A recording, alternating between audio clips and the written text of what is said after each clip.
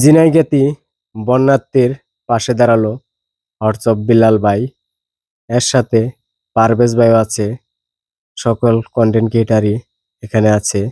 এখন অনেকক্ষণ টাকাগুলা দিল এই অন্ধকার রাতের মধ্যে সকল পরিবারকে টাকা দিয়েছে। আর এখন যাওয়ার পালা, গাড়িতে উঠবে। অনেকের সাথেই দেখা হচ্ছে, কথা করছে, হাত মিলাইছে সকলের সাথেই। আমিও চেষ্টায় আছি হাত মেলানোর জন্য। আমি একটি ভাইয়ের জন্য সুন্দর একটি মজার একটি গিফট এনেছি। সকলে দেখবেন এই ভিডিও লাস্টেই আমি বিলাল ভাইকে দিচ্ছি। জিনিসটি নিচ্ছে, অবশ্যই দেখতে পাবেন। আর এই ভিডিওর সাথে থাকেন, সবার সাথেই কোলাকুলি করছে।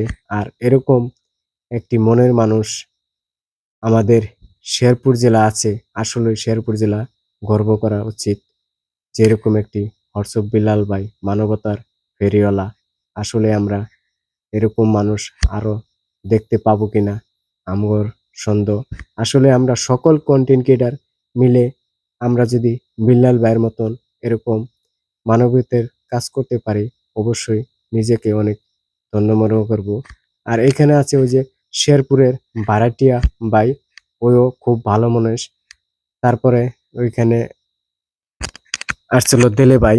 দেলে ভাই সুন্দর একটি কথা বলেছে। দেলে ভাইয়ের কথাগুলাও ভালো লাগছে। শেরপুরে ভাড়াইটা, তার কথাগুলাও ভালো লাগছে। সুন্দর কথা বলেছে। অবশ্যই ঝিনাইগাতীতে আবারও ব্যাক করবে বিলাল ভাই, কথা দিয়ে গেল। সকলের সাথেই আড্ডা দেবে, কথা হবে। সবার কাছে বিদায় নিতেছে, সবার সাথে হাত মিলে কথা কয়ে গাড়ি তুটলো। আমিও চেষ্টায় আছি একটু হাত মেলানোর জন্য। সকলেই চেষ্টা করতেছে। আসলে ব্যস্ততা, বিশাল ব্যস্ততা। এরকম একটি মানুষ মানবতার কাজ করা বিশাল একটি ব্যস্ততার কারণ হতে পারে। আর ভাইয়ের জন্য দেখা করার জন্য প্রচুর লোক। এই যে গিফটটি ভাইয়ের জন্য আনছি, ভাই এখানে ভাইয়ের হাতে দিব আমি নিজে হাতে। খুবই চেষ্টা করতেছি। ভাই আমাকে একটি লাইভে বলেছিল অবশ্যই রাইনটায় আসবো, রাইনটায় এসে গুলগুলি খাবো।